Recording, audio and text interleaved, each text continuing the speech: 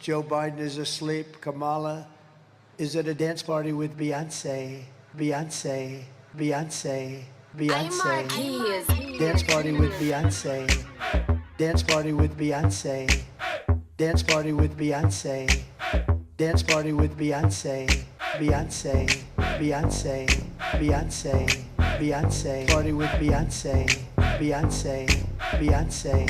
Beyonce. Dance party with Beyonce. Dance party with Beyonce. Dance party with Beyonce.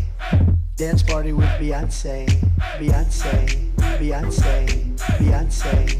Beyonce. Party with Beyonce. Beyonce. Stop.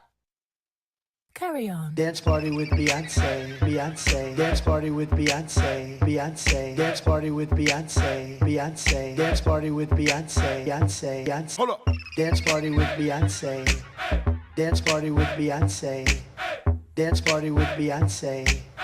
Dance party with Beyonce. Beyonce. Beyonce. Beyonce. Beyonce. Party with Beyonce. Beyonce. Beyonce. Beyonce. H-Town.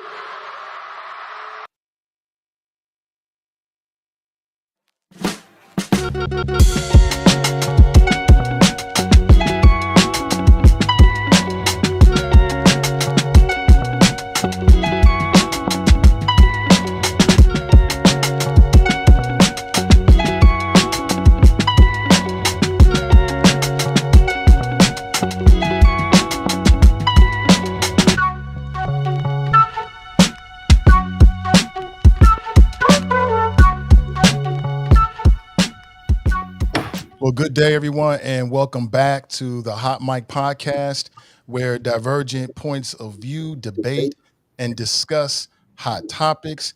I'm Nathan Ivey, your host, and as always, where am I at?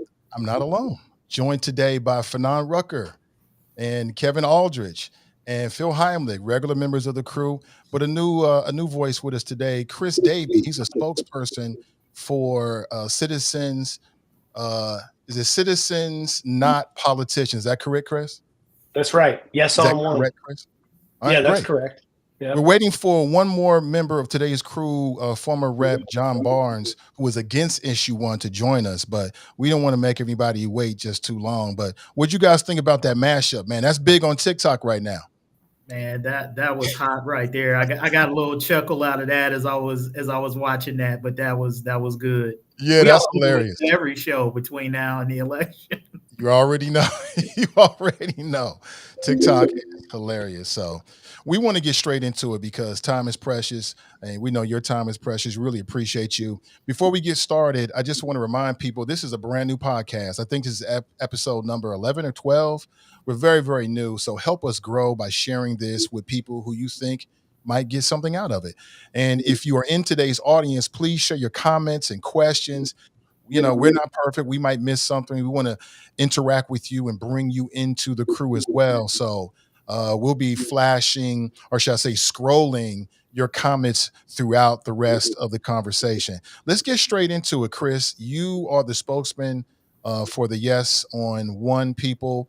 Just give us a background. How do we get to this point? Why is Issue 1, why is a yes on Issue 1 the right thing to do, in your opinion? Thanks, Nathan, and thanks for having me on. I mean, earlier when we were offline, I was taking us back to the Pleistocene era. I'll keep it shorter here and just say how we got here in the more immediate term is that we've been struggling with gerrymandering in this state for generations. And in 2015 and 2018, there were two constitutional amendments that were supposed to end gerrymandering, but they did not. And we had 7 court cases at the Ohio Supreme Court in 2021, 2022. 7 times the Ohio Supreme Court ruled that the current redistricting commission had imposed unconstitutional gerrymandered maps on the voters of Ohio, and the politicians on the redistricting commission just ignored those rulings and they rammed those unconstitutional gerrymandered maps through. That's what we used in the 22 election, and then new gerrymandered maps were put in place for this election coming up. And the people who in good faith thought that those amendments were going to end gerrymandering got fired up big time. And this coalition was formed, the Citizens Not Politicians Coalition. It's Republicans, Democrats, and independents from across Ohio. We gathered over 500,000 certified signatures from all 88 counties over the last year and got this amendment on the ballot. And the big difference from what we have to what we will have when issue 1 passes is we're getting the politicians out of the process. The reason that the current system does not work is because politicians are still drawing the maps, and they draw maps just to favor themselves. They don't care about fairness. They don't care about transparency. And so we continue to have this gerrymandering. So if you vote yes on one, you're going to get the politicians out of the process. We're going to put citizens in charge, and we're going to end up with fair maps in an open and transparent process. Mm-hmm. You know, one of the big criticisms that I've heard from people, including, you know, former rep John Barnes, is that, you know, if issue 1 passes, right, it might look good, but if issue 1 passes, this is going to destabilize Black elected officials. It's going to water down the Black power base. And, you know, as a Black man living in Ohio, many African Americans who are in the audience, that's something that really caught our attention. Why is that not going to happen? Why is that not true? Well, there's a bunch of different ways that you can show that that's misguided and it's a misperception. But I would start with, first of all of the major civil rights organizations in the state of Ohio that represent Black interests and are engaged and active in supporting the Black community in Ohio. All of them have endorsed and, in fact, are active members of our coalition. So that includes the NAACP of Ohio, the Ohio Organizing Collaborative, and many, many more. So that's the first thing I would point out. The second is that this has been done in other states, and it has empowered Black communities. It has kept Black communities together and kept them intact and resulted in better, fairer representation for Black interests.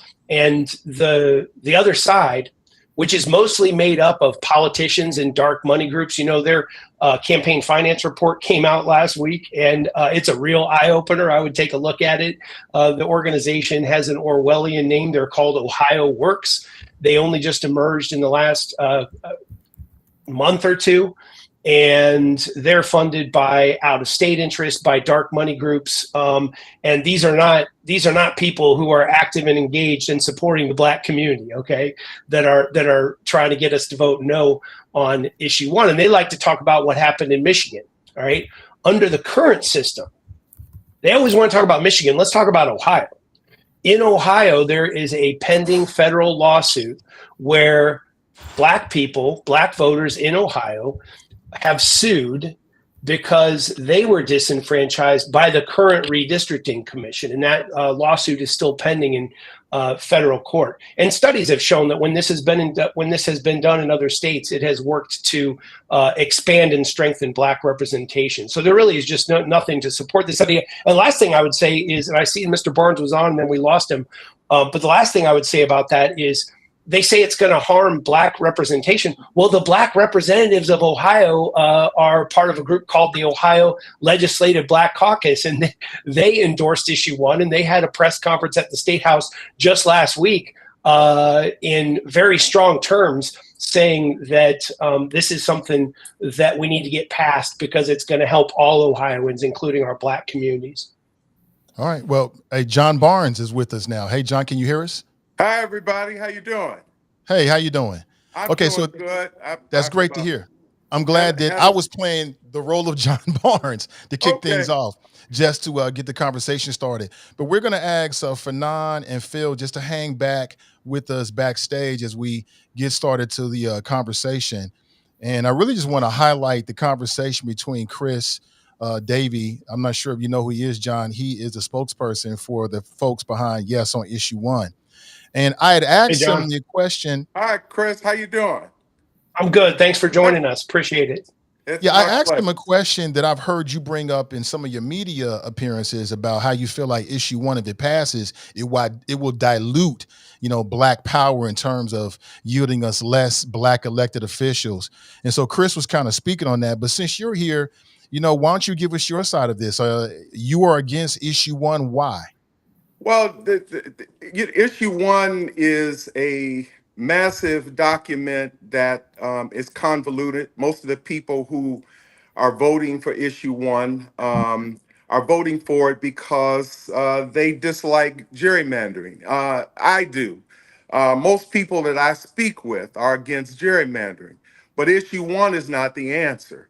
What I don't like about issue one is that it would change the method of determining districts from all citizens, all 11.5 million citizens in the state of Ohio are counted to proportional partisan representation.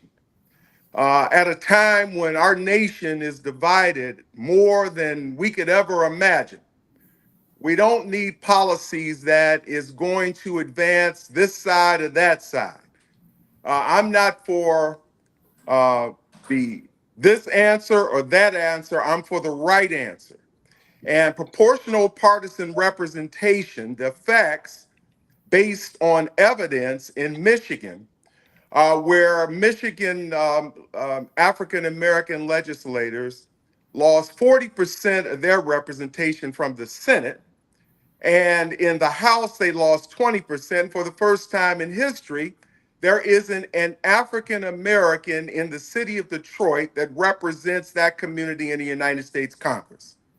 Now, that's the consequence of choices regarding issue one. Do we need to get rid of gerrymandering? I'm all for it. So I believe that there has to be an opportunity not for individuals to try to demonize the legislature in Ohio under Article 2 of the Constitution, which provides and manages over $100 billion budget to creating a 15-member board that are neither elected nor accountable to the people directly, other than the fact of whether or not they will vote for or against issue one. I'm against issue one, and I encourage all Ohioans to do the same. The proportional partisan representation, it's called specifically in the document proportionality. And what it will do is, in fact, disenfranchise all Ohio voters who do not participate in the process. Equal protection clause of the United States Constitution does not have a requirement for individuals to be counted if they choose not to vote. We would encourage everyone to go and cast their ballot and exercise their right to self-determination, but that's not the case. And there has been a diminishing effect throughout our community. In the area that I grew up Looks like In the area I grew up in, Cleveland, Ohio, we've seen a substantial, was once when my father served in Cleveland City Council, was either the highest voter participation in the city of Cleveland or the highest voter registration, second only to the other side of town, which is Cam's Corner. And we have seen a diminishing participation. What we have to do to make sure that people participate in our system of government is to begin the process of delivery. We are not delivering the way we should on education. We are not delivering on public safety. We're not delivering on proportionality as it pertains to federal dollars that are coming into our communities. We've got to deliver, and particularly, I'm a Democrat. When I was in the House, I was a 96% voting Democrat. And I'm very proud of my record. I'm proud that I would listen to people and find out what was the best choice as opposed to the partisan choice. And so with issue one, I'm against gerrymandering. They are marketing as such. They're talking about people who are a part of Article 4, which is our judiciary, would be retired individuals making selections. I have a lot of respect for those people personally. But as far as I know, I've had every judge to come up and ask for my endorsement and ask for me to vote for them. That makes them a political person as well. So this notion of dispelling participation from the Ohio redistricting process was I have to give it to you guys. It's a very good marketing ploy, but you have to be careful for the change that you hope for in something that most people have not even read. And you have to make sure that when you have these initiatives, I think there's around somewhere around 6,000 words. The U.S. Constitution is only about 4,000 words. Why does redistricting require the kind of convoluted process to the extent we talk about individuals who are citizens? Yet you're creating a commission that has an American Express without limits for those individuals and a very, very strict process where original jurisdiction would be in the Ohio Supreme Court that is not going to provide the kind of due process, equal protection, or giving them an opportunity to air that. So that's the problem. Now, if somebody says in the future we want to sit down, let's talk about how we can make this work, I'm willing to sit down and talk anytime. And I know a lot of my colleagues around the state who may have lent their name to a process, but they're not coming out openly because they feel that they would be primary if they were to go against this initiative. So you have to think about that. I know that to be true. I was primary twice and I won every time. But that's not the point. The point is consistent with what the Reverend Jesse Jackson said when he spoke at the Democratic National Convention. He described the Democratic Party as a giant quilt made up of smaller fabrics that would make the quilt and allow the clothing of the entire Democratic body. And that means that any people who are going against this, don't feel this is right, don't feel that's right, should not feel that there is a consequence from making a choice on self-determination. And if and when that kind of opportunity occurs, I think that we're going to see our numbers increase to the extent that people will want to participate in this process and not look at it in a joking way that does very little. And I can't wait to hear the response on all of that. All right. Well, that was a whole lot. I'm not sure how much you can remember, Chris, but what's your take on it? Yeah, so thanks for that, John. Let me try and unpack some of that. Hello? There. Can you hear me? Can you not hear me? Yeah, I think I can. I'm not sure Can you? if Nathan's All right. having Yeah. some. We can hear So you, John. let me unpack some of that. Let me start with this concept of proportionality. Okay. First of all, the constitutional amendments that are in place now that were put in there by voters in 2015 and 2018, those amendments contain a proportionality provision, very similar to what we're proposing in issue one. So this is not some new concept. Okay. The other thing is that the folks in opposition to issue one are portraying it as though party proportionality will be the only consideration. Can hear me, I cannot hear you at this point in time. Yeah, we hear you, John. Yes, we can hear you. Hey, John, So, we can hear you. We can hear you. We hear you. Party proportionality will be just one of an array of criteria that the citizen commissioners will use under this amendment to draw the maps. It is by no means the only consideration. Hello? And it again is something that's in the Constitution now. So it will not be the case that we will have maps that are solely based on the consideration of Democratic and Republican proportionality. The first criteria is that the maps have to adhere to the Voting Rights Act. They have to adhere to the Ohio and United States constitutions, the maps would have to keep communities of interest together. And I'll tell you something that the vast majority of people who are in opposition to issue 1 are either current politicians or former politicians, like Mr. Barnes, with all due respect. And the thing that they never talk about, that I don't think has gotten enough attention, that would be one of the principal criteria in this amendment, is that the commission could not use incumbency in any way. They cannot consider incumbency. Okay, so what does that mean?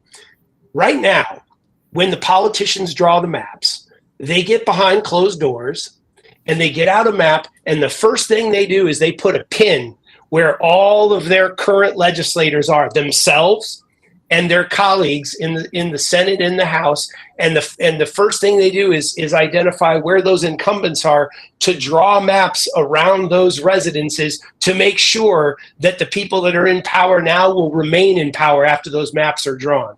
Issue 1 would prohibit that. So this idea that proportionality would be the only consideration is just not true. It's totally misguided and misinformed. The other thing I would address from Mr. Barnes is he said, well, it's complicated, it's really wrong and long, and people haven't read it. We would love for people to read it. We invite people to visit citizensnotpoliticians.org, read the amendment, and you'll see what it does. And you'll see that everything I'm telling you about it is true, and that most of what you're hearing from the politicians and the no side is not true. Last thing, and there was a lot in there I'd like to address, but I don't want to monopolize the conversation. The last thing I would do is go back to this Michigan question that they always like to bring up. And I already pointed out that the politicians in Ohio, some of these same politicians are named in a federal lawsuit currently pending, where the black voters of the 6th congressional district are bringing a claim that they were disenfranchised under this system in Ohio. So the politicians always want to talk about what happened in Michigan. Let's talk about what's happening in Ohio, where actual black voters in Ohio are saying, I was disenfranchised. Take a look at the 6th congressional district and you'll see it's one of the most gerrymandered districts in the country, and it was drawn specifically to divide the black community. They take black people in urban Youngstown and they lump them in with Amish folk down in the center part of the state, and they bring the district all the way down to Marietta, where you have people that don't share any general economic or other political interests with the good people of Youngstown. Last thing, there are 3 specific ways that Ohio's issue 1 is fundamentally different from what happened in what they have in Michigan, that improves upon Michigan and would make it so that what happened in Michigan wouldn't happen here. First of all, it explicitly requires compliance with the Voting Rights Act. Michigan amendment didn't do that. Second, issue 1 creates a process that ensures the commissioners understand communities, because the way the process will work for selecting the 15 commissioners, 5 Republicans, 5 Democrats, 5 independents, is they will testify about their understanding of communities of interest. They will speak to their values and how they will approach map making. Under the Michigan system, if you applied and you met the criteria for eligibility to be a commissioner, you entered a random drawing to become a commissioner in the Michigan system. There's no randomness to the process under issue 1. It's very specific criteria for selection. And the third way that Ohio is different from Michigan under issue 1 is that the experts that will be hired to help draw the maps, that's where things went wrong in Michigan. They hired experts that didn't know what they were doing. Under the proposal for issue 1, the experts would have to demonstrate that they have specific experience and expertise in compliance with the Voting Rights Act, which is there to protect the enfranchisement of black, brown, and other minority voters in Ohio. So there's some fundamental differences between the two. And there's other things Mr. Barnes said I'd like to respond to, but I'll pause there and see what else we want to kick around today. So Chris, one of the questions that I would like to ask, and this is also something that opponents have brought up, is this question of the accountability of this committee in the process. You know, some might argue that at least with elected officials, there's some degree of accountability to the voters. Hey, if you don't like how they're drawing maps, get rid of them. Although one could argue that it's hard to get rid of an elected official in a gerrymandered district who doesn't really have to listen to the constituency. So bingo. Let me speak to that. Real quick though, let me finish the question so you can answer it in its entirety. Is maybe just take people through not just accountability, but also this process of how the committee as constructed would go around the state sort of determining and taking in feedback from people in terms of how to draw the maps. Yeah, so accountability is the criticism that they have that is like laugh out loud ridiculous, okay? Because of what you touched on there, Kevin. They say, oh, well, under the present system, these commission the members of the redistricting commission are elected office holders, so they can be voted out. No, because I love to use the example of my experience here in Columbus, okay? I am an independent voter, all right? I do not vote in primaries. I'm a registered independent. By the way, 70% of all Ohio voters, 70% of all Ohio voters are independent. And they are all almost universally disenfranchised because 80% of all the legislative seats are decided in the primaries. And if you're not Democrat or Republican, you don't vote in the primary, so you don't have a voice in the system. But talking about my legislative district here, one of the members of the redistricting commission drew me into her House district just here in 2022. Okay. And she's a member of the redistricting commission. She helped draw those maps. She voted for the maps, the very maps that she's going to sit for re-election in. Okay. So she draws me into the district. She has zero opposition in the primary. She has zero opposition in the general election. So explain to me, how do we have accountability? How do I vote her out if I'm unhappy with the maps that she drew? You see, there's no accountability under the present system. That's the whole point of getting rid of gerrymandering, is because gerrymandering doesn't create accountability. So to the more specific thing you were asking about as it relates to that, there is accountability built in at every step in the process under issue 1. First of all, the end result creates accountability because we will have legislators who have to listen to us instead of running unopposed. 15 of the 99 House seats this November, next week, that are on the ballot, 15 of the 99 seats, these are Democrats and Republicans. They have no opposition, so there's no accountability there. Under issue 1, there's accountability built in because there's a transparency requirements that the maps have to be drawn in open public session that will be televised. Current maps that we have were drawn behind closed doors and then sprung on people and voted on in the dark of night. That's not accountability. And then the maps will be drawn after very intensive public input, where people can come in and present about communities of interest, present on what they think they want in their legislative district. And everything will be public. Everything will be a public record. And so accountability is built into the system from the ground up under issue 1. We got John back, but we're having some difficulties with John's connection. John, can you hear us? I don't even think he can hear us right now. We may not be able to have John, be with us, unfortunately. But, having said that, I want to bring other crew members into the conversation, Phil Hemlich and also Fanon Rucker. Fellas, do you want to jump in? Do you have any questions or thoughts as you were listening? Well, if John was able to get back on, my question to him is, are you aware of what percentage of congressional districts in this country have no competition in the general election? And my understanding is the answer is 92%. There is no competition in the general election.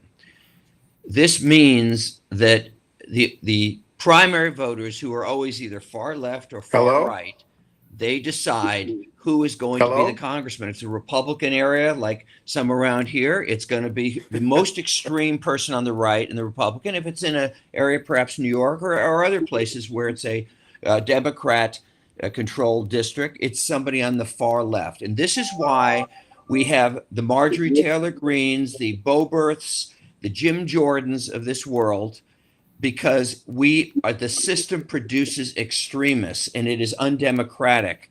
The phrase that I quote, I like, we've all heard, is instead of letting the voters name their leaders, decide their leaders, it's the leaders who choose their voters. And so whatever criticisms John may have, and I'm sure there are criticisms, the danger to democracy is so great with this current system that I don't understand how anyone in good conscience cannot support something like issue 1.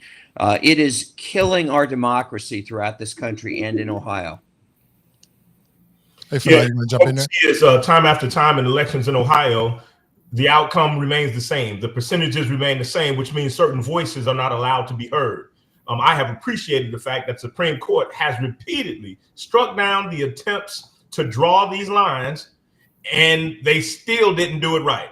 So when you don't do it right and the representatives of the people aren't listening, then the people themselves should have the opportunity to say, this is how we want it to happen. And I'm confident that this will be successful because in the last 15, 20 years, when there have been initiatives on the ballot where the people's voice is what's at issue, the people's voice has spoken and said we prefer representation rather than not having representation. So that's just my position about it. And I also want to offer that I'm the only one on the show with a holographic image on my jacket. Every time we it kind of like shines and stuff. Very attractive, Fanon. We're impressed. The clothes make, you know what they say? You know what they say? The clothes make the man. Hey, John, can you hear us now? Yeah, yes. Can you hear me? Great. Great. So you've been in and out for the last 15 minutes, man. I'm glad you stuck with us because, yours is a very important voice on today's episode because you're actually in the minority in the sense of, what I'm picking up with what I've heard so far is the majority of the crew seems to think that issue 1 is a good idea. And I'm a part of that. So let me just speak for myself. I believe it sounds like a good idea to me. I looked up the current Ohio redistricting committee. There's 7 individuals. There is no people of color whatsoever, and it's a 5-7 majority for the Republicans. And as a couple of people have brought up, a recent history tells us is that we've been already dealing with what the Ohio Supreme Court has called unconstitutional districts. So why wouldn't we, try something that would put the hands in the people? Because I'm a firm believer that if you put a majority of Democrats on there, they're going to draw maps that are probably going to favor Democrats. And we already know, since we have a majority of Republicans on the commission, they've already drawn unconstitutional maps. So why not put the people in the majority? Because if you follow the logic, that means that they're going to draw maps that are best for the people. What is wrong with that logic, John? Well, first of all, the current maps that we have were voted in unanimously by both Democratic and Republican representatives who serve on the board. Secondly, as I indicated earlier, I am absolutely 100% opposed to gerrymandering, but this is not the right answer. And the reason it's not the right answer is that everything that my forefathers and people in this nation fought for was based on a political philosophy of one person, one vote. Proportional partisan representation changes that method and essentially asks people to acquiesce their political power to a group of individuals that they neither know, have never met, did not elect, and have little authority over to make a decision about this process. One person, one vote. If that's a deal breaker for me, I think that we have to make sure that people who are participating have equal protection under the United States Constitution. That was what was fought for in the Deep South, where individuals died and gave a lot of their time to try to bring about a change so that people would have a right to vote. This is what I call ideological vigilantism. because there are a lot of frustrated people in our society and our democracy who are not willing to ever compromise on issue is my way or no way. And the basis of this is quite frankly, it's people who are frustrated, who are saying the hell with our government, the hell with this, that, or the other. We are going to change, we're going to disrupt, we're going to blow up our government and the processes. This is not about partisan politics. This, first of all, is a process of the policy and method that is used to determine districts.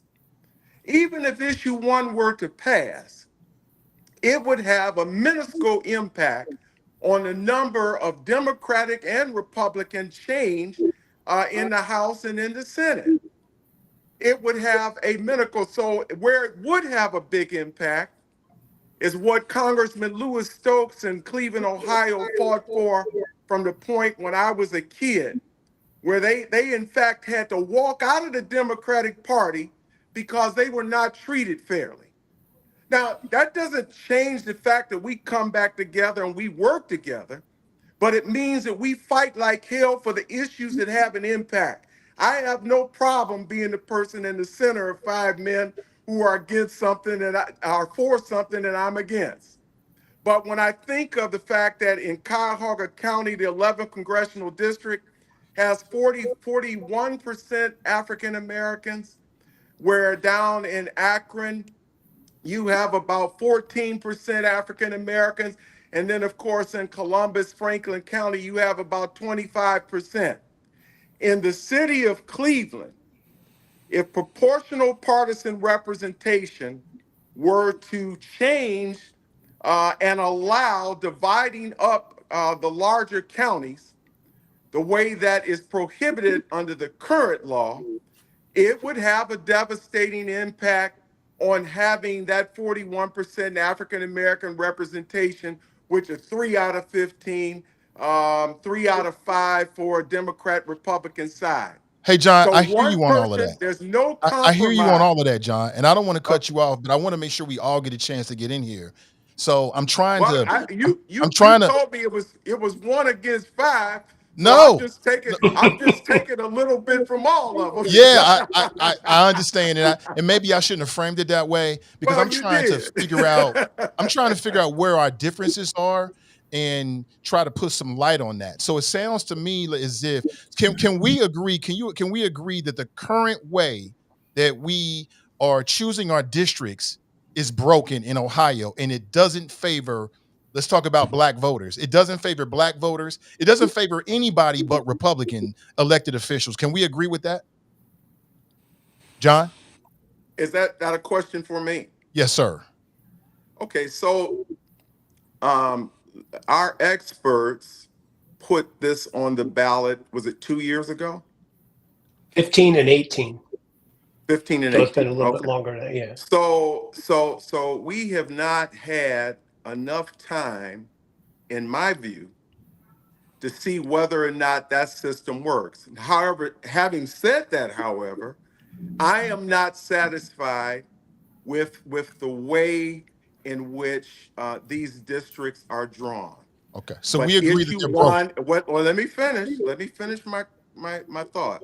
But issue one is not the answer. Yeah, but I'm There putting are issue one to the answers side. out there. There are answers out there. There are answers out there. But it sounds like we agree that the current way that we are choosing our maps, and we can agree on this, it's broken, right? So if we can agree there, that means that we should try to look at some different ideas. And the idea on the table is issue one. So your biggest issue with issue one is what? And then I want to let Chris, who is far more of an expert on this topic than I am, answer just that specifically. Well, let me respond to your question this way. I firmly believe that that the process in issue one is an attempt for ideological vigilantism. I don't hear a discussion, and what you're talking about is the difference between one party and the other party and the beliefs of the people in one party and that party. Anybody can go out and get elected in a district if they reflect what the people of that district wants. And I quite frankly, there are studies out there that show that most people who have representatives in government are satisfied with the people who represent them. Why? Because they elect them. What you're proposing in this is to But you're take that overlooking away the from the fact. people and create a system where the hierarchy would shift from neighborhoods to state government and a commission that is not elected and should not have the power in a democracy of making decisions where they can hardly be removed. Okay, so that's your opinion. Chris, you want to respond? That's the truth. Yeah, I mean, I appreciate Mr. Barnes' perspective on this, and I respect his viewpoint. I just would take great issue with this term, the term ideological vigilantism, and I think that it's objectively true for anyone who wants to look at the facts that the Citizens Not Politicians movement is a truly nonpartisan, grassroots, statewide movement of Republicans, Democrats, and independents who have come together in good faith to make Ohio better by finally getting rid of gerrymandering. The one thing that everyone on this podcast has agreed to, and nearly everybody out there agrees, is that gerrymandering is bad, that we have gerrymandering in Ohio and the current system doesn't work. Governor DeWine said that that the current system doesn't work, and he specifically said it's because politicians are involved. Senator Seitz down there in Cincinnati said gerrymandering is as popular as STDs. So ain't nobody for gerrymandering, right? Well, if you know Bill, he's got a gift for the turn of phrase, right? So ain't nobody for gerrymandering, right? The question is, what can we do to fix it? And issue 1 does fix it. It builds off and improves upon what's been done very successfully in other states. We didn't invent the wheel here. California, Missouri, Colorado, Arizona, Michigan. There's a bunch of states that have done citizens commissions, and they have worked really, really well. The idea that this is some type of partisan Trojan horse is totally false. It's objectively, provably false. One of the leaders, one of the authors of this amendment is the longest serving Republican woman in the history of the state of Ohio, Maureen O'Connor. She was a prosecutor in Summit County. She served as the director of public safety under Governor Bob Taft. She's a lifelong Republican. She helped write this amendment. She's one of our most vocal, visible advocates. Then you got people like myself. Many of us are lifelong independent voters. I've worked for Republicans. I've voted for Republicans. I've worked for Democrats. I've voted for Democrats. I'm a true independent, which, again, as I noted earlier, is 70% of the state of Ohio. And it's probably about 70% of our nonpartisan coalition. Do we have Democrats? You bet we do. We got Democrats. We got Greens. We got the Libertarian Party that endorsed us last week.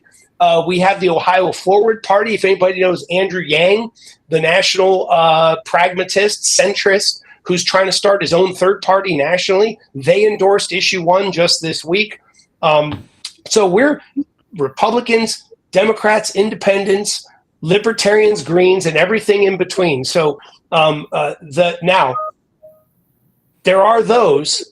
This dark money group called Ohio Works has come together just within the last couple months. They're funded by some of the same dark money interests that brought you the first energy scandal that raised all of our utility bills and put the Speaker of the House of Representatives in federal prison for bribery.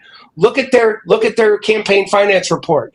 The Ohio Works is funded by some of the same dark money interests that brought you that scandal that we're still digging our way out of in the state of Ohio. So we can have disagreements about the policy and how it would work and we can talk about accountability, but it is absolutely false to suggest that this movement is anything other than a truly nonpartisan statewide grassroots movement. I want to give you one more example from their campaign finance report, and I have to look at my notes because I pulled these numbers together today, okay?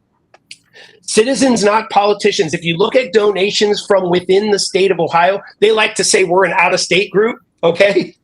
Let's look at the donations to each group that just came out last week. Citizens, not politicians has 50 times more Ohio donors than Ohio Works, okay?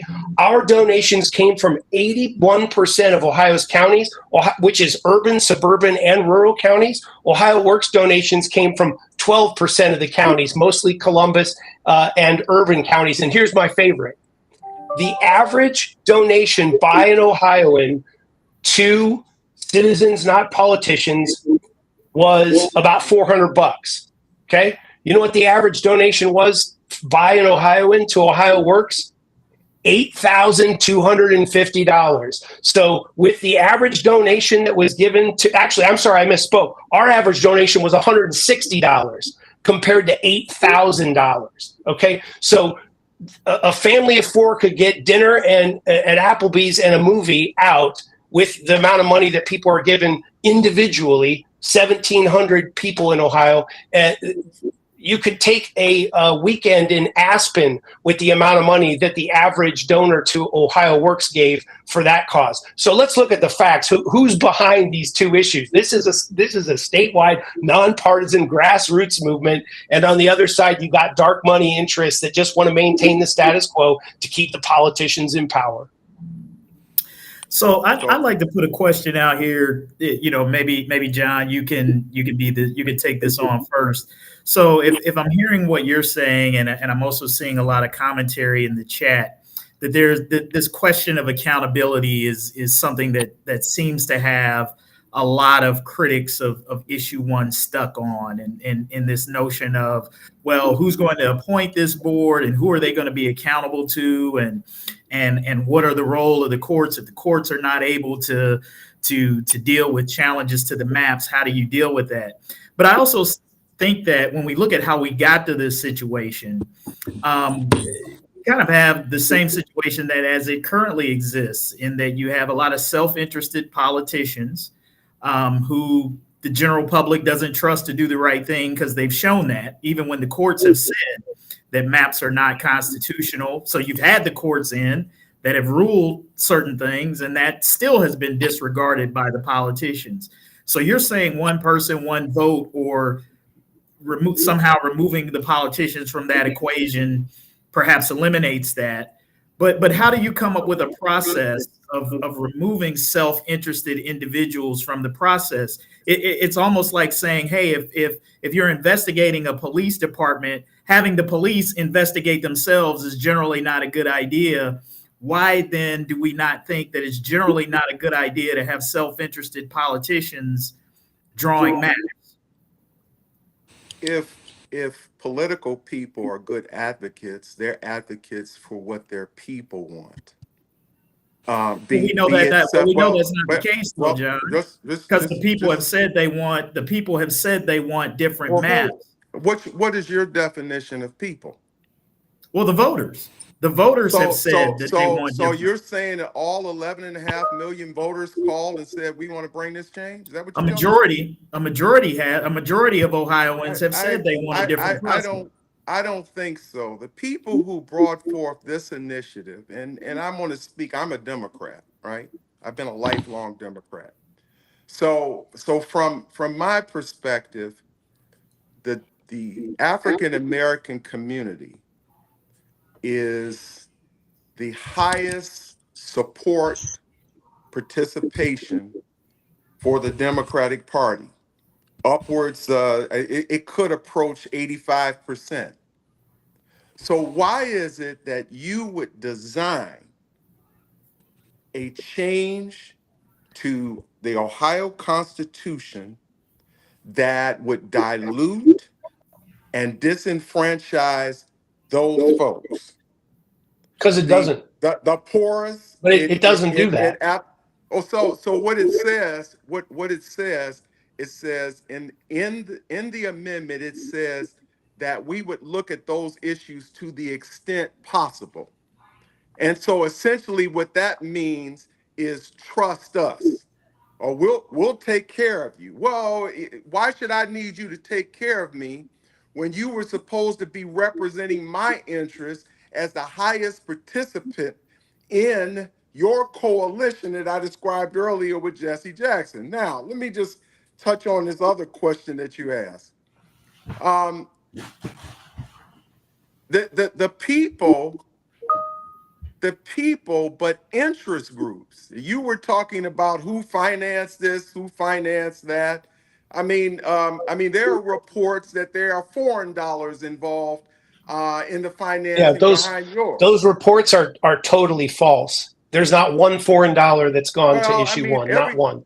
You can't agree on some stuff and others, and you say everything is false. If it's false, then you need to go to the large newspaper who published that and have them to put a correction in there, because that's what I read.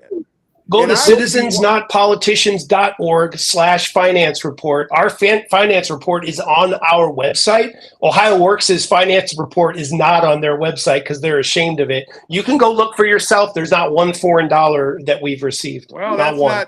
That's not what was reported, and so I'm going to, Well, until I see something that's reliable as far as I'm concerned. But having said that, that's not.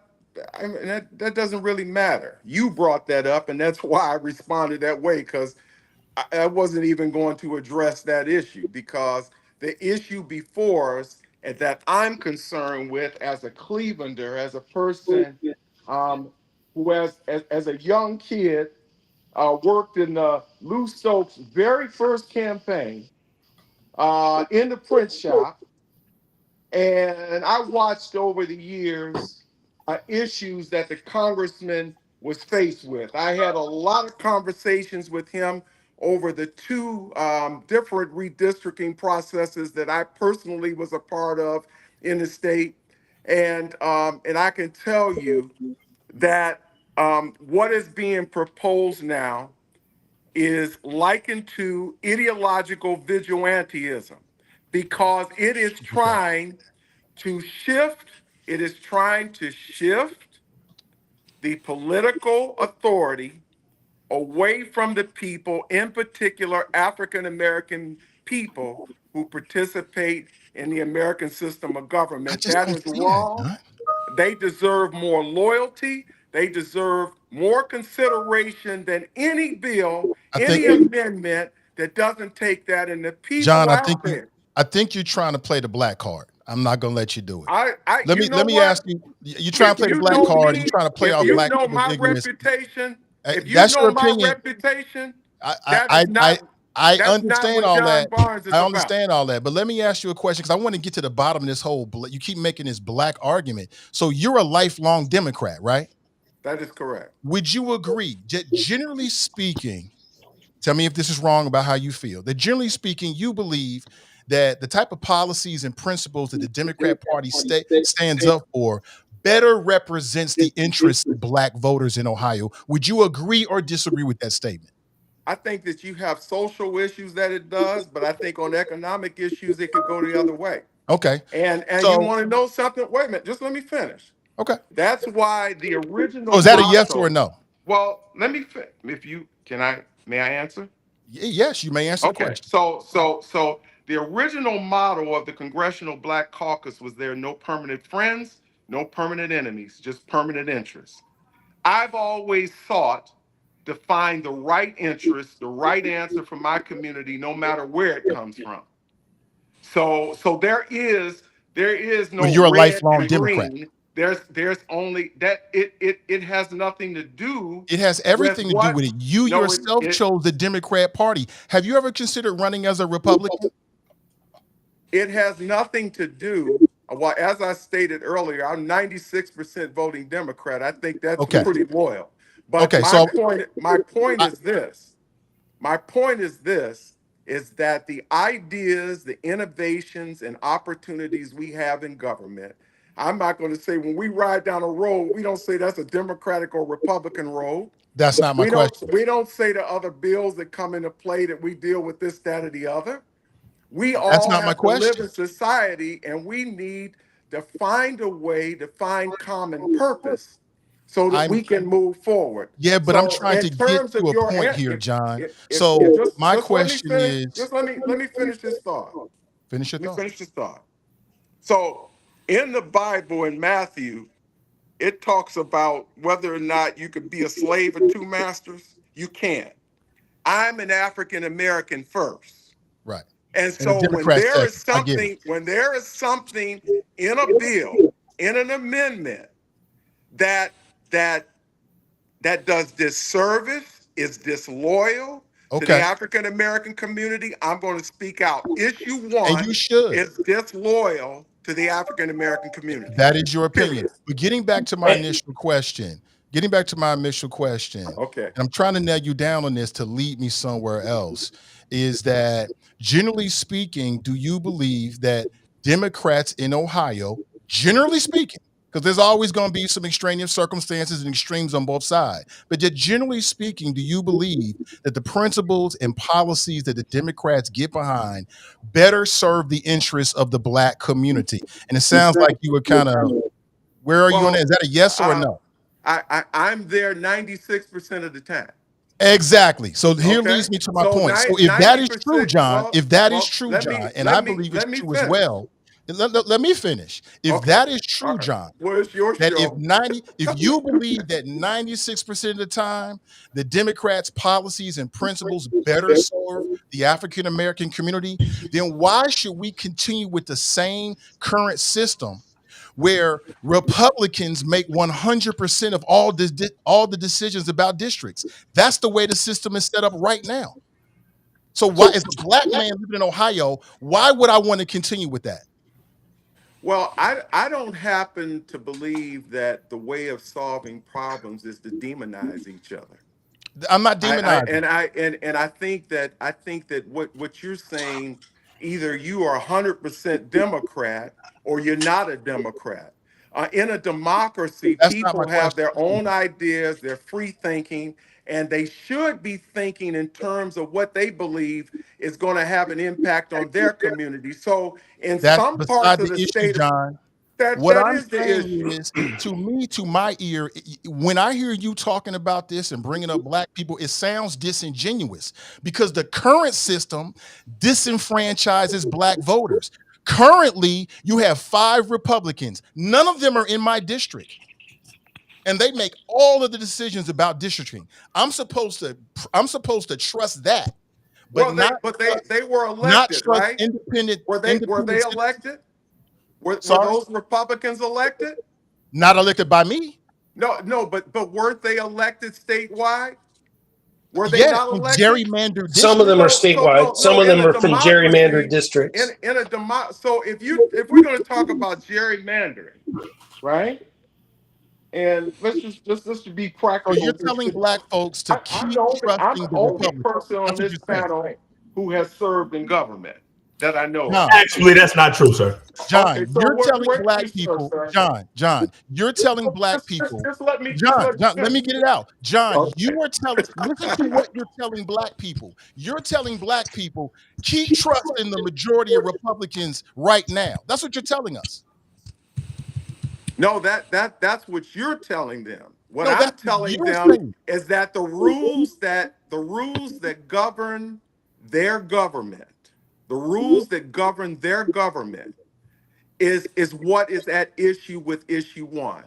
It moves from one person, one vote to proportional partisan representation, which excludes voters who don't participate in the process. Now that's a fact. You So can't trust No, change it's the not. Republicans. Now, No, John. here's Now I gotta jump in. I gotta jump in here though because you keep saying that, and I've been silent for a while. But on that particular point, that is not a fact. And I think you may have jumped off when I said this. So let me repeat it so that you can hear this. And I would invite the listeners to go to citizensnotpoliticians.org/fact check. Okay, citizensnotpoliticians.org/fact check. You can read this for yourself. It's cited to documents. You can read the amendment. It is absolutely not the case that this amendment prioritizes party proportionality over all other considerations. Before you talk about party proportionality, you're talking about adherence to the Voting Rights Act.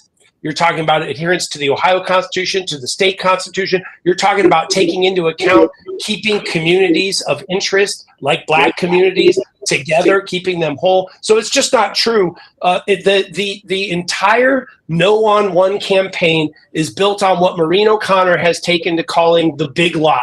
Okay, so let's talk about the big lie. The big lie is that hundreds of Republicans, Democrats, and independents went all across this state. People like Eleanor Polster, a 98-year-old woman who I had the honor of meeting up in Cleveland, who was out in the snow and the rain gathering signatures for this amendment. And the big lie would have you believe that all those people were out there collecting signatures for an amendment to end gerrymandering, when really it requires gerrymandering, right? So the fact of the matter is, what the amendment says, you can see this at our website. Section 6, Article B of the amendment says, quote, that it will, quote, ban partisan gerrymandering and prohibit the use of redistricting plans that favor one political party and disfavor others. Period. Close quote. That's in the amendment. Okay. So your campaign literature goes in the trash can after November 5th. The ballot language that Frank LaRose, who is the gerrymanderer in chief, the false and misleading ballot language that he wrote that has nothing to do with the amendment, that goes in the dustbin of history also after November 5th. You know what remains?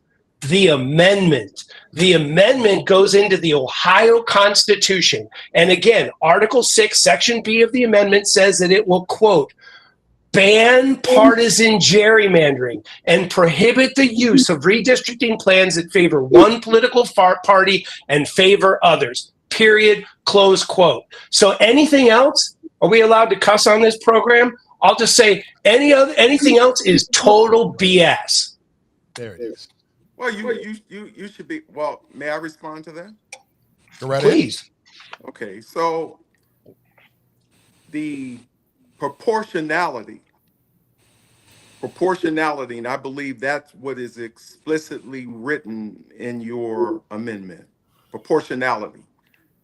I call it proportional partisan representation because proportionality makes reference to parties and not a democratic process. So you're asking the voters to give you the authority to use their vote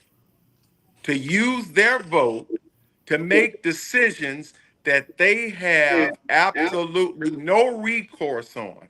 Now, earlier you mentioned that the Voting Rights Act, I mean, you have to follow the Voting Rights Act. But in the amendment, it specifically states to the extent possible. And the extent possible means that I may or may not. It says, trust me. So you're asking people from the African American community, in fact, all citizens in the state of Ohio, to trust you to divide up districts that you think are going to best represent your views, your ideology, and that's ideological vigilantism. Because you have $25 million that you're spending to get your message across. Well, no, I'm not asking anybody to trust me. We're asking the people of Ohio to trust each other, to trust their friends and neighbors that collected over 500,000 signatures from all 88 counties, to trust the Democrats, Republicans, independents who are supporting this amendment, and then to trust their fellow citizens to come together 5 Democrats, 5 Republicans, 5 independents, and draw maps that will be fair in an open and transparent process. And you know what? I trust my fellow citizens a lot more than I trust Frank LaRose, okay? And you want to talk about accountability. I think you had dropped, Mr. Barnes, when I had shared that one of those, you said that you were saying that the vote for the current maps was unanimous, Democrats and Republicans. And that's true, okay? But the 2 Democrats who voted for those maps have stated publicly, repeatedly, that they basically were hoodwinked. They were forced into it because they were said, you vote for these now or you're going to get worse maps later. And they felt like they were making a calculated decision there. Now, let's say that I don't like the vote that Allison Russo, the Democrat on the committee who drew me into her district, let's say I don't like what she did. And guess what? I don't like what she did. I think she voted for gerrymandered maps. Mr. Barnes, how do I remove her from office when she has no opponent in the general election next Tuesday because she drew herself into a gerrymandered district? That's the bitter irony of this idea that the current system has accountability. These people aren't accountable. They drew themselves into gerrymandered districts. They drew maps that were ruled unconstitutional 7 times. They've made Ohio one of the most gerrymandered states in the country. Don't talk to me about accountability. And also, under the issue 1 proposal, those citizen commissioners, they would have to have 2 votes from each category to pass any maps. 2 Republican votes, 2 Democratic votes, and 2 independent votes to pass any maps. That creates accountability among the commissioners so that they can't come in and try and do what you call ideological vigilantism. Can you speak to the question right here? Can you answer this question? Because it keeps coming up in the chat, and I want to make sure that we do what we said we're going to do and bring people in. John, just excuse me. The question is, who will be the citizens who will prepare the new district maps, and who makes that decision? Can you walk us through that process? Well, the citizen commissioners will be impaneled next year early, and they will hire experts who know how map drawing works, who are objective and have the expertise and the technology to draw these maps. And then they'll hold public hearings all over the state to get input before they draw the maps. When they draw the maps, they will hold public hearings around the state for input on those. They'll make revisions, and ultimately they will pass those maps, and those will go into place and be the legislative maps that we'll use. Drawing these maps is not hard to do. There were 5,000 maps that were drawn. There were school kids that drew maps using this easy technology that's available. You can put the criteria in there, and you can come up with fair maps that keep communities together very, very easily. It's hard to draw gerrymandered maps. That's why they have to go behind closed doors and draw these big, ridiculously shaped maps, is because all they care about is keeping themselves in power, and that is harder to draw maps that do that and adhere to the Constitution. Chris, how are the first batch of citizen commissioners under issue 1 chosen? Is it the first 5 or 6, I believe? What is that process? I'm sorry, you broke up on me there for just one quick sec. Can you repeat that, please? How are the first batch of citizen commissioners, if issue 1 passes, the first 5 to 6 individuals who will become, citizen commissioners, how are they chosen? Well, there's an interesting first step, and I'll get right to that in one quick second, but there's an interesting first step that often gets overlooked. And it kind of speaks to the heart of the accountability question that Mr. Barnes keeps raising. The very first step is you take the ballot board, you remove the Secretary of State, and then the 4 members of the ballot board that are left, they select. Those elected individuals on the ballot board will select 2 Republican and 2 Democratic retired judges. Those 4 judges then get together and they start with a large pool. I forget what the number is, but they go out and they solicit the candidate. They start with a very large pool of Republicans, Democrats, and independents who have expressed an interest and demonstrated that they meet the criteria to serve on the commission. And then they whittle it down until they get to the 15, 5, 5, and 5. And they have to, each step of the way, they have to have a supermajority. They have to have, votes from both sides.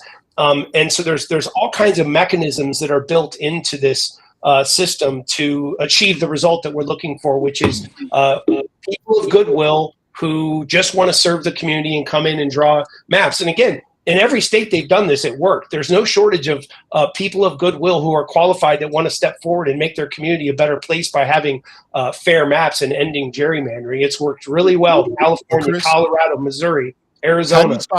you stop citizens of not goodwill, people who may have a partisan interest and they're trying to get on to the commission?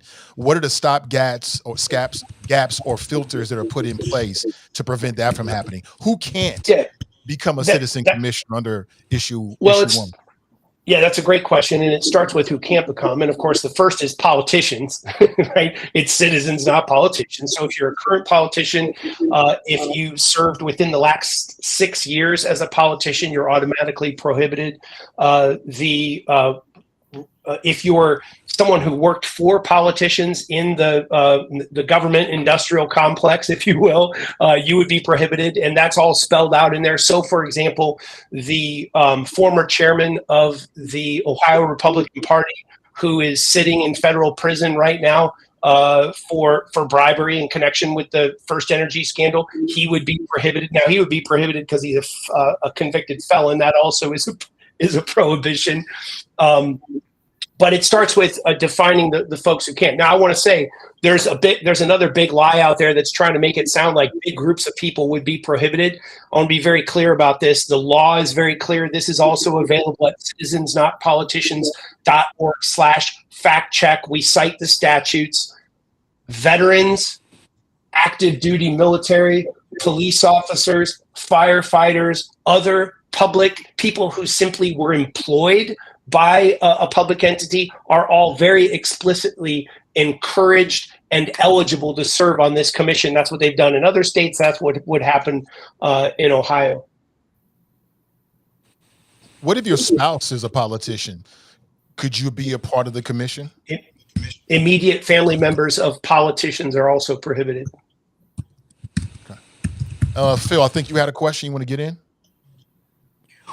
Well, I actually think I kind of proposed it or asked. I don't know if John was on, but John, what I brought up was the question of are you concerned about the fact that 92% of congressional districts have no competition in the general election? Does that concern you?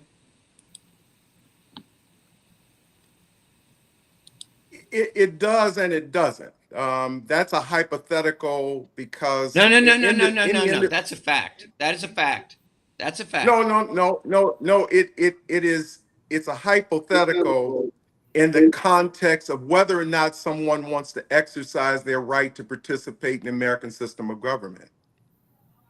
And so I don't understand because I was just researching it before the show. I researched and it's 92% have no competition. But let me ask one other question, if I could, because I'm sensing, I get the impression that the vast majority of the opposition to issue one is not coming from a Democrat or Democrats. It's coming from Republicans, right? Isn't that fair to say? They're the ones that have pushed this, my party, the Republican Party.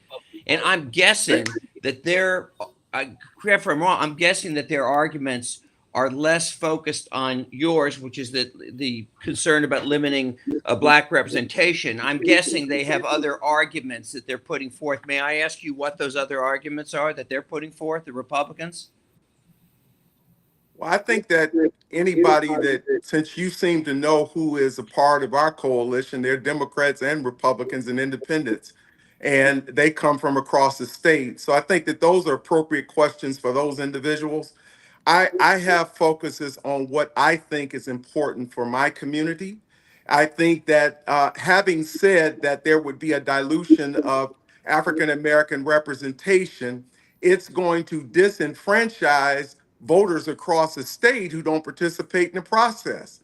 So it's not just an African American, which I was accused of earlier of trying to insert an issue of race. I don't understand why when someone raises a question about protecting their liberties, that it comes in because you raised the question and it has to deal with an issue that has to do with whether or not there's African American representation. The immediate defense for that is to say that someone is trying to be or induce a sense of racism. And that's not it. If it's racist, it's racist. If it's not, it's not. In our history books, we have seen situations where racism has become a part of the picture going back to Jim Crow. So, that's one thing. Having said that, issue one will disenfranchise white voters, black voters, purple voters, green voters, voters across the state of Ohio. How? And in the context of that, that is ideological vigilantism. Yeah, I just don't see it, John. And I keep hearing you say something about, disenfranchising voters that don't participate in the process. You mean people that don't vote? Well, currently, our redistricting process is predicated on the census. It includes 11.5 million people. Those 11.5 million people, you're dividing up the 99 House district, 33 Senate districts, and the 15 congressional districts. And in between that, I hear all of this about the Voting Rights Act. The 11th Congressional District, Ohio, when it was the 21st Congressional District, never was formed based on the Voting Rights Act. It was a freestanding district that the legislature pulled. So to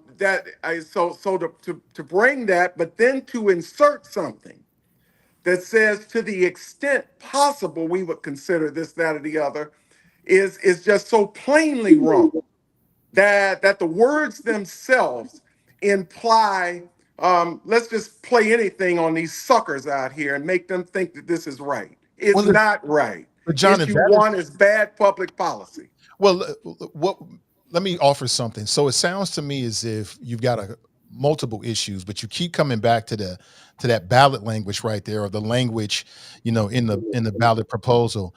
And if what do you think the language should read? And if that's your only issue, why not support it and then move to get that language changed? Well, unfortunately, you can't amend this for voters. You can't change it for voters. The way it's written, and the consequence of making the wrong choice is obvious. You either have yes or no. That's the only option that the people have, and that's why I'm opposed to it. Hmm.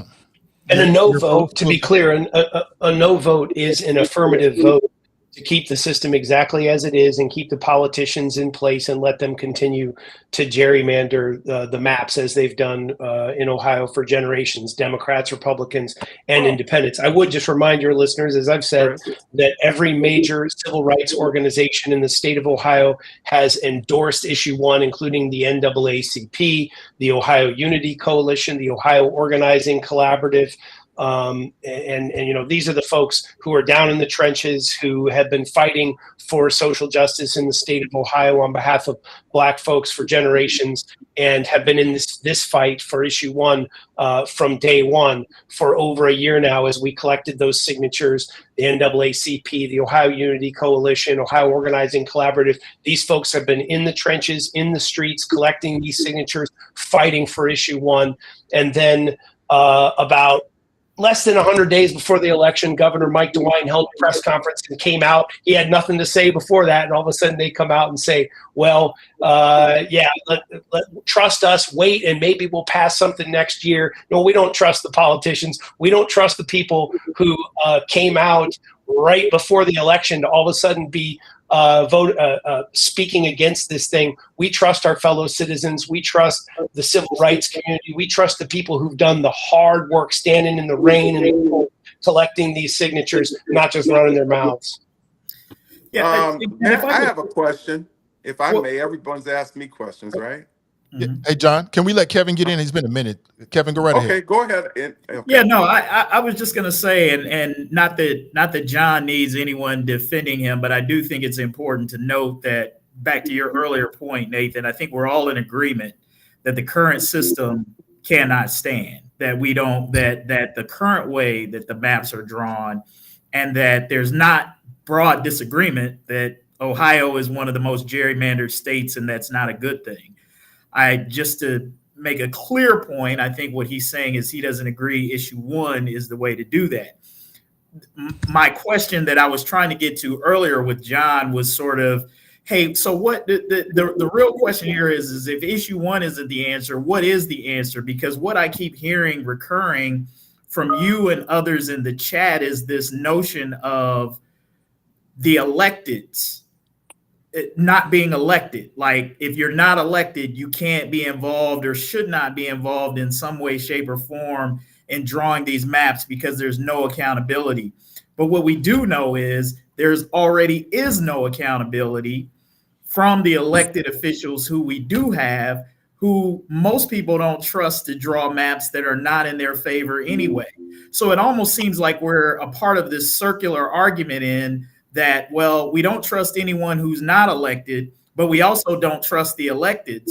So then what is the solution to ending gerrymandering in Ohio? Because we know that the current system can't stand and get fairness. And I think we also have to reject this notion that this is simply about, Democrats trying to gain more power. I think what the goal that we want to have is more competition, more competitive races, more competitive districts, so that you don't have people who only say, hey, I only have to listen to my primary voters, and then I don't have to listen to anybody else in my district. To me, that disenfranchises voters as well when you have politicians who say, I don't have to listen to people in my district because they can't vote in my primary, and that's all that matters because there's not going to be a contested general. That's not the way that we want to be either. So I think the issue is not allowing Republicans to hang on to more power, giving more power to the Democrats. I think the goal is everybody wants to see more competition, that you've got to compete for everybody's vote, not just votes in the primary. So how do we get to that, John, if with all of this mistrust? Well, I see the world a little differently than you do. I see the world and the our form of government in the context of looking at it from a nonpartisan context. And what I mean by that is that how you structure the business is one thing.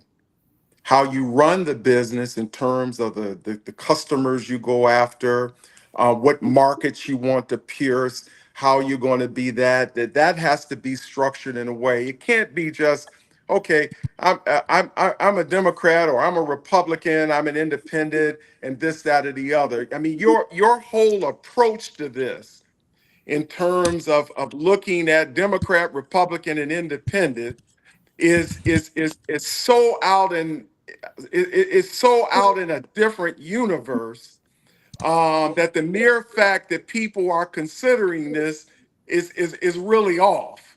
And the reason why is because you don't sit up and structure the business of the people based on whether or not this person got a 1,000 more people in this district and 1,000 more people in that district. That's no way to run a government. We agree. I agree with you. But Right. that's what issue one will take a step further. No. And what I mean by accountability is that our elected officials in the House are accountable every 2 years. Our senators are accountable every 4 years, and our congressional people are accountable every 2 years. The mere fact that public officials across the state who are of certain party persuasions are saying nothing is because they know it's going to devastate them. If you and this, you're based in Hamilton County, right? Yes. Your podcast is based. Okay, so you take Hamilton County and you break up the city of Cincinnati and or Hamilton County, and you go out past Blue Ash. You're going to go into communities that are richer, that vote more in primaries, because in the African American community, if you look at the voter participation, a lot of African Americans tend to vote in general elections and not in primary elections. So if for the first time we divide up Hamilton, Franklin, and Cuyahoga County, Nobody's and it proposed that. goes into another county, you're going to bring people in there that's going to dilute their political power just based on behavior. Yeah, that's an And extreme behavior, example, though, John. Nobody has proposed that whatsoever. If issue that one passes, you but don't know. that If that issue is one a passes, you don't know if that's going to be proposed or not. That's almost like a straw man argument. And it's well, almost like you're that's a arguing. possibility. You're That's arguing. a possibility. That's You're a arguing. possibility that does not occur now because you Anything's a have to keep the possibility when counties it's together. hypothetical. Anything's a possibility when They it's don't- hypothetical, right? That's not a hypothetical. Here are the facts. Currently, you can't divide Cuyahoga, Franklin, and Montgomery County. Right. That's not true. The You counties can't are break good. There's them all up. kinds of counties. We have counties. But We let got- me, we have just let me finish. Every Just- possible. May I finish? May every I possible. finish? May I finish my comment, Chris? Sure, sir. Yeah. Chris, let me finish my comment. I listen to you respectfully. Please give me the same courtesy, sir.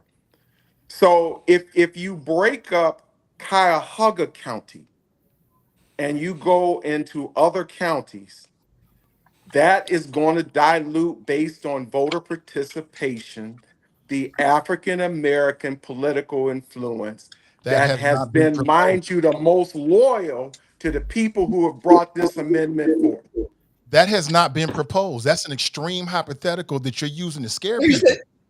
I'm that not has not trying been to, proposed. I'm not, my job. Mr. Barnes, here's the current congressional map.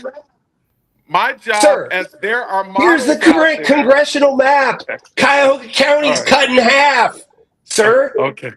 Okay. We got counties. I mean, you can't just sit here and say stuff that's like completely not true. We got every county. You got all these counties are chopped up, sir. But look we at have. where There's a look at- two-building schoolhouse. There's a two-building why- schoolhouse not far from Cleveland, where one building's in one congressional district, the other is in the other, a school district. Why is it that the amendment has that and then say to the extent possible? You're really caught up with that. And I get it. Yes, because it's a group of words that tells me everything is part of a contract. And that's what this is. This is a contract of the people's government. That's what you have to realize. You guys don't get that.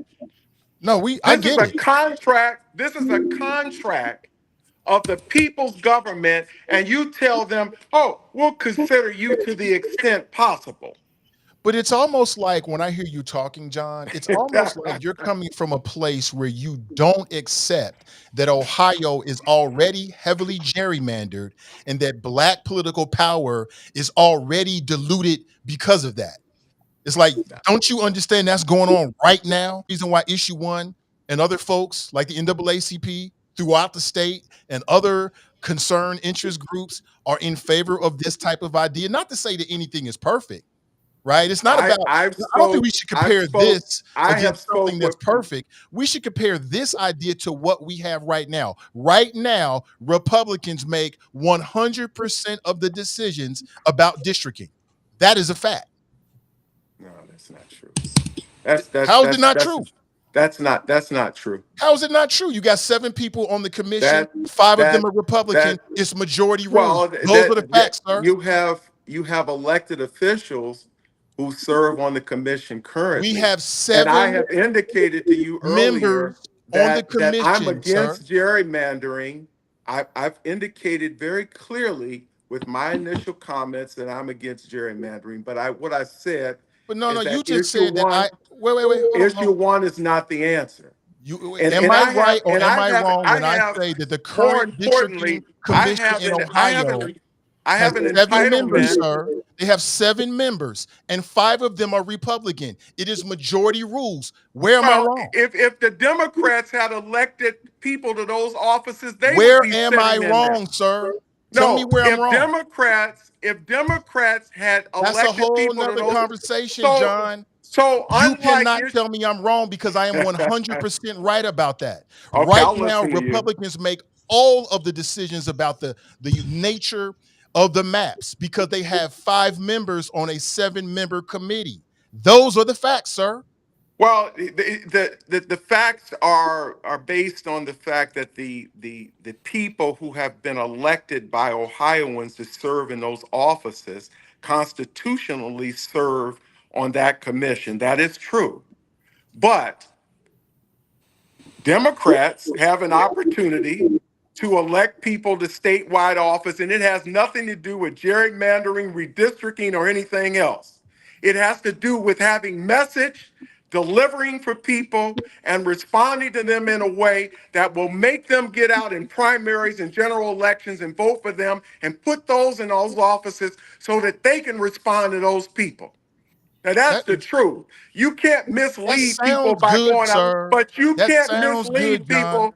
No, it's the truth, because any one of the 5 offices that you spoke of, there is no gerrymandering. What? It's a straight up and down vote. It's a straight up and down vote. The governor is elected by the entire state of Ohio. The Secretary of State is elected by the entire state of Ohio. Those individuals are, so that has nothing to do with gerrymandering. Actually, there are studies that demonstrate that when you have heavily gerrymandered legislative districts like we have in Ohio, where we've been found to be one of the top 10 gerrymandered states in the country, studies have consistently shown that that creates a voter suppression effect that has impacts on statewide voting as well. Because what happens is, think about it. Think about it for a sec. I told you I'm in this House district here that I was drawn into by one of the members of the current redistricting commission, who happens to be a Democrat.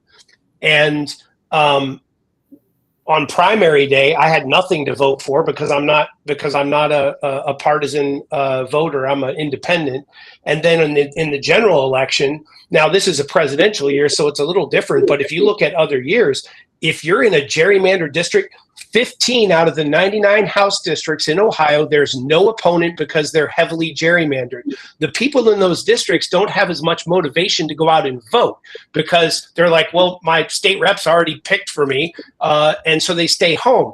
And then that creates a voter suppression effect statewide that actually does impact statewide election results. So gerrymandering, it doesn't only impact those districts where the districts are drawn, where you have legislators. Chris, I agree with you partially, and I disagree with you in this context. You've mentioned that twice, and the first time I overlooked it, but I will say this to you, sir.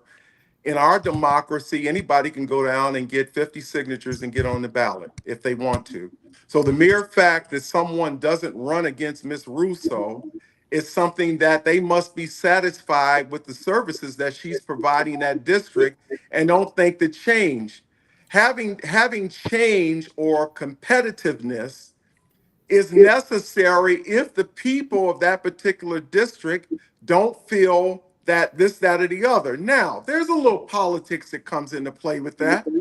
And I can tell you that with what you're proposing with issue 1 will be a bureaucracy that's going to almost create an imperial legislature, because those individuals will have insights over government that will give that particular commission an American Express without a limit to fight the citizens that you say you purport to represent.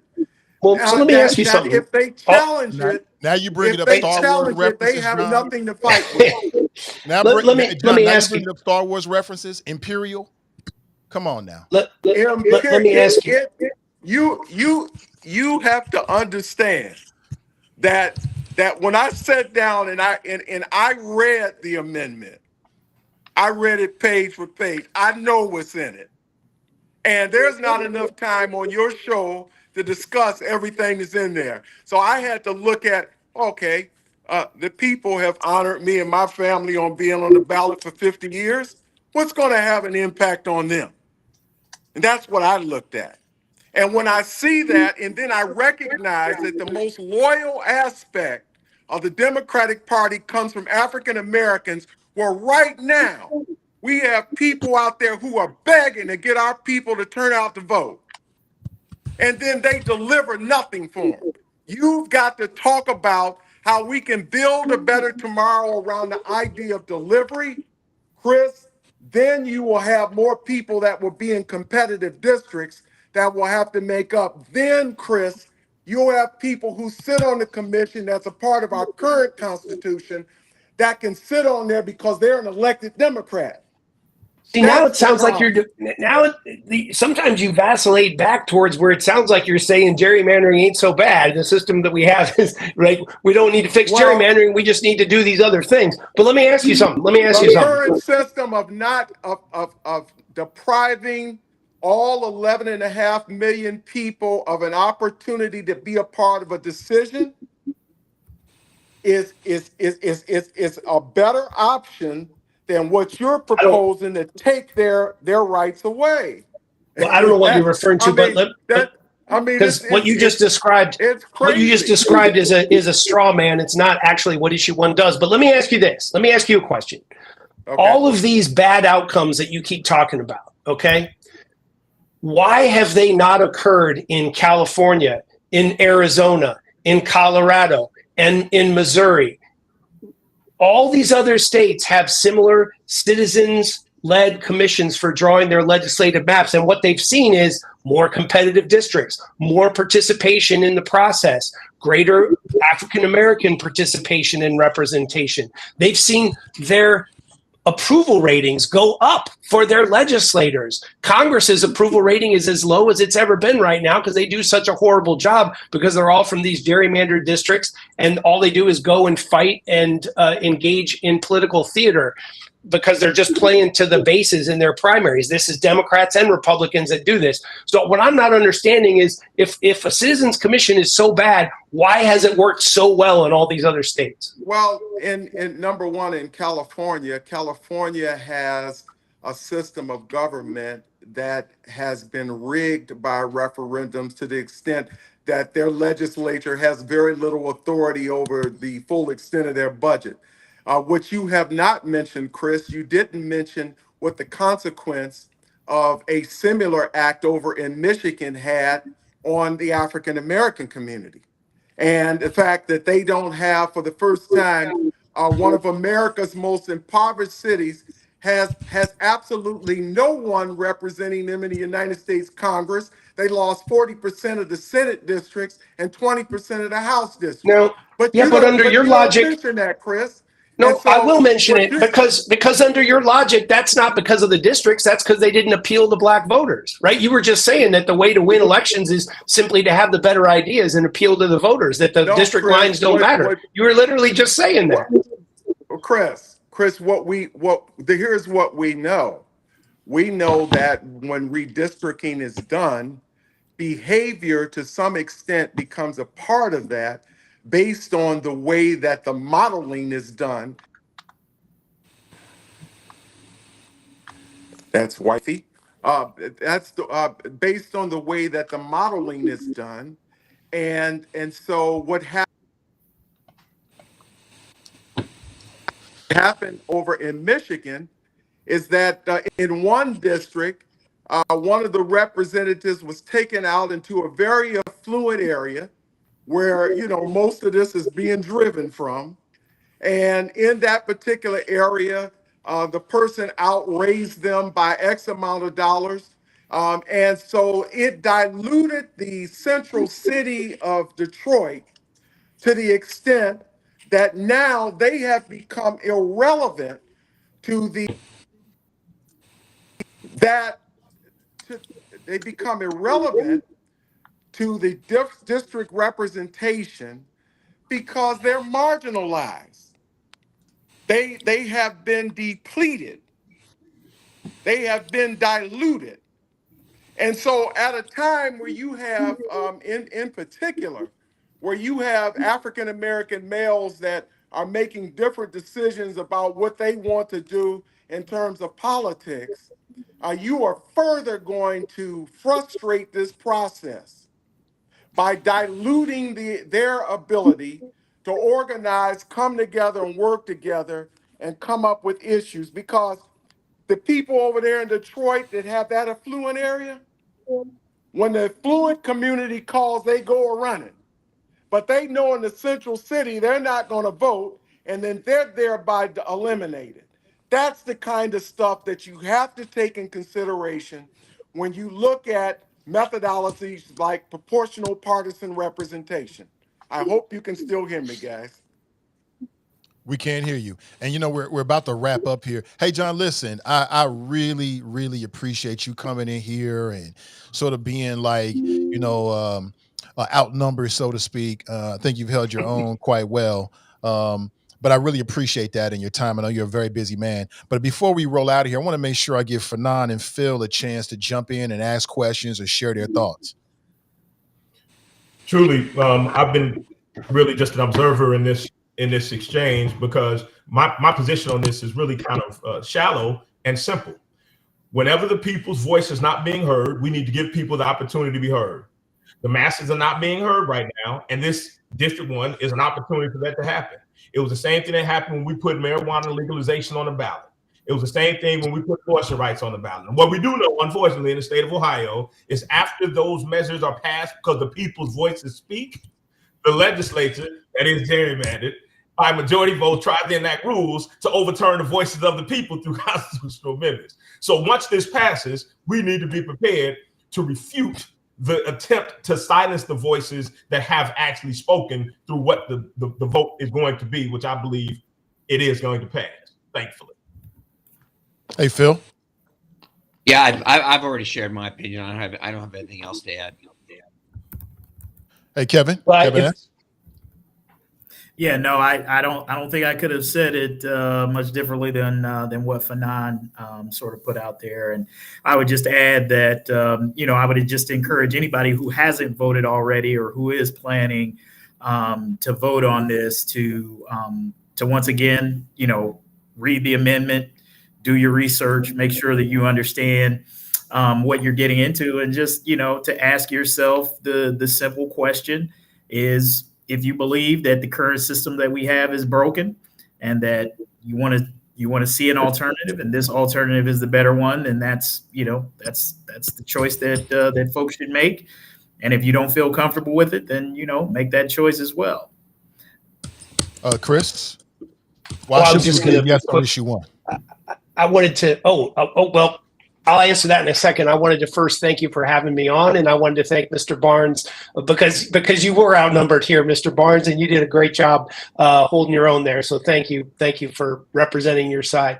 I'll just say people really should vote yes on issue 1, because it is going to end gerrymandering in Ohio, and it's going to do it by getting the politicians out, putting the citizens in. Accountability is built into this system from the ground up. There couldn't be anything more unaccountable than what we have now, where the politicians drew gerrymandered maps that were ruled unconstitutional 7 times, where we can't vote them out because they're in gerrymandered districts. And as it relates to the Black community, I would just remind your listeners that every major civil rights organization in the state of Ohio not only endorsed this, but was with us from day one, knocking on doors and getting those signatures and supporting issue 1, because they know it's going to be good for the Black community. It's going to be good for all communities. It's going to be good for Republicans, everyone, because we'll have fair maps, we'll have more competitive districts, we'll have a more transparent process, and it's going to make Ohio a better place, just like we've seen in other states that have done similar measures. Hey, Nathan, if I just might add one last comment before we wrap up, and I want to say this to John and any others out there who don't support issue 1 but do think that gerrymandering is bad for Ohio.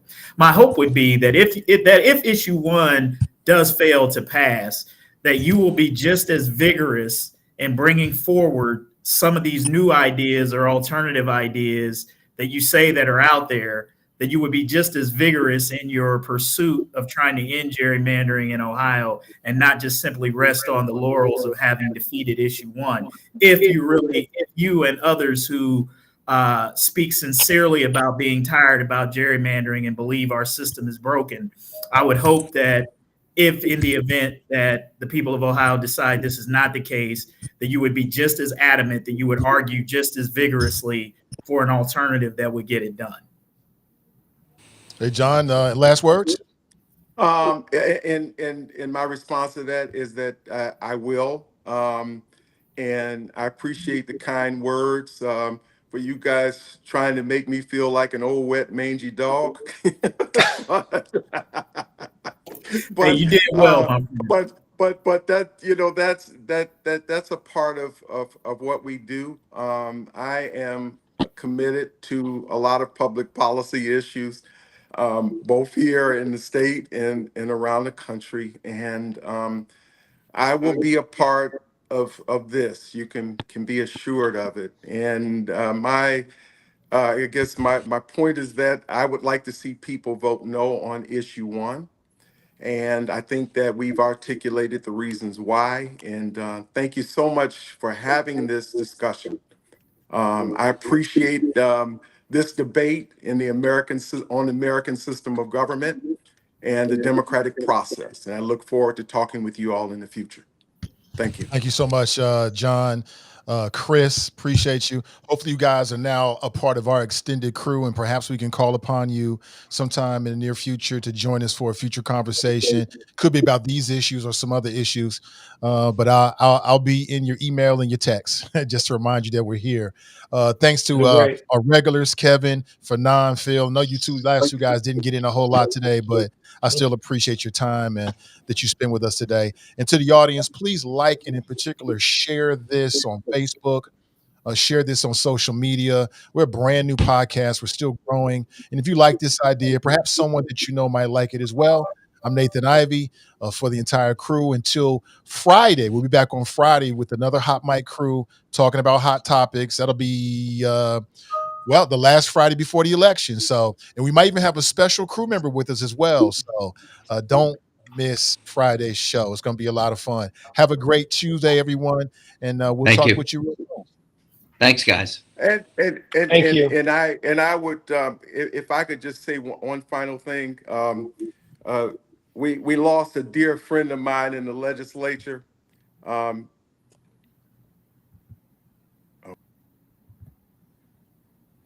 brought us back because I thought he was going to say something that needed. There it is. There's Judge. Hold on, John. Oh, I just wanted to say that we lost the first woman to serve as Speaker of the Ohio House of Representatives, and I will be in Columbus on Thursday to remember her. Her name is Joanne Davison. And I just thought that since we were having a central discussion about our government, that would be just appropriate for me as a person who served with her to just suggest that. Thank you very much. John, Bye-bye. John, I appreciate you mentioned that, and I'll look for you. I'm going to be at that funeral on Thursday as well, so I'll look to meet you in person. Chris, please You guys come can over, argue in Chris. person. Good. I will. Continue the We won't conversation. argue. We won't argue at the funeral, but we can meet each other in person. Hey, somebody record it and then send it to me so I can do a promo with it. I appreciate you.